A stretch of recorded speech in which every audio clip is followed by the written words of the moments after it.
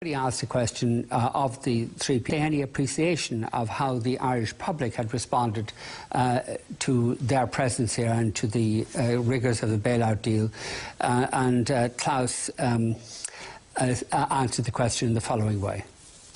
The attitude, as far as I can see or judge, and this is of course I have only a limited perspective, is very good. I'm impressed by the depth of the discussion in Ireland and the understanding of complex economic financial sector issues, which is revealed by looking into the Irish press, looking into the discussion, but also when I come from the airport with a taxi driver, they are often very well informed, I must say, very well informed.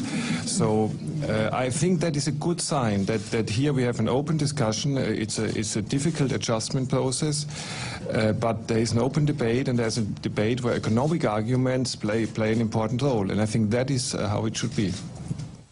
I thought I'd ask him a little more about his conversations with the taxi driver. Let's have a look.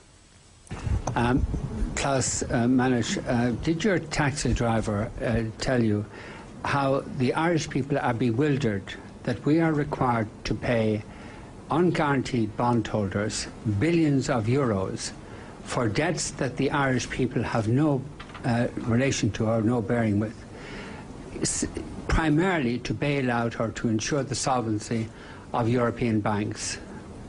And if your taxi driver asked you that question, or if the taxi driver had asked you that question, what would have been your response? That's my first question. Well, can we take a couple together? Can you ask the second question? Well, my second question is a completely different issue, and okay. I may have a follow-through if Mr.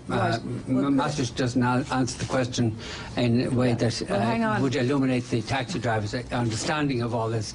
I would have a follow-through question. Right. Can I ask you then to pass the mic, and we'll come back to you for the second question? Yeah, well, if you don't mind, that's a way of breaking up the exchange, and I would prefer if it went this way. We have a tradition in Irish journalism that we pursue issues, and that when somebody doesn't ask a question, we follow through on it.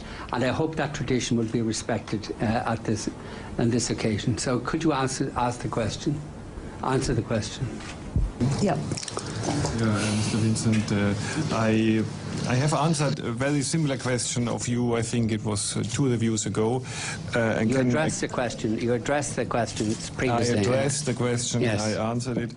I would say I can understand that this is a difficult decision to be made by the government, and there's no doubt about it. But there are different aspects of the problem to be balanced against each other, and I can understand that the government came to the view that all in all the costs for the Irish people, for the stability of the banking system, for the confidence in the banking system of taking a certain action in this respect, which you were mentioning, could likely have been much bigger than the benefits for the taxpayer, which of course would have been there. So the financial sector would have been affected, the confidence of the financial sector would have been negatively affected, and I can understand that there was a difficult decision, but that the decision was taken in this direction.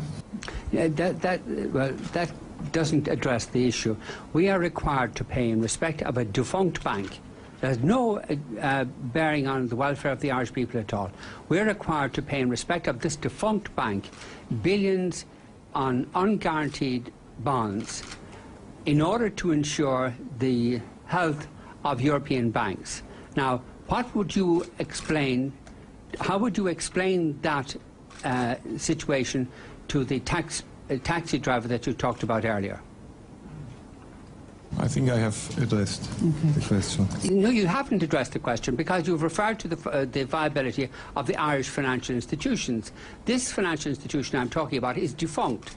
It's over, it's finished.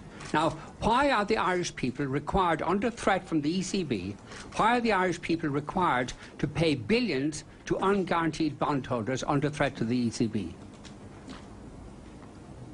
You didn't answer the question the last time, so maybe you'd answer it this time. Well, I think he doesn't have anything to add to what he's already said. Just a minute. This isn't good. This isn't good enough. This isn't good enough. You people are intervening in this society, causing huge damage by requiring us to make payments not for the benefit of anybody in Ireland, but for the benefit of European financial institutions. Now, could you explain why the Irish people are inflicted with this burden? Well, I think I have addressed the question. You have nothing to say. There's no answer. Is that right?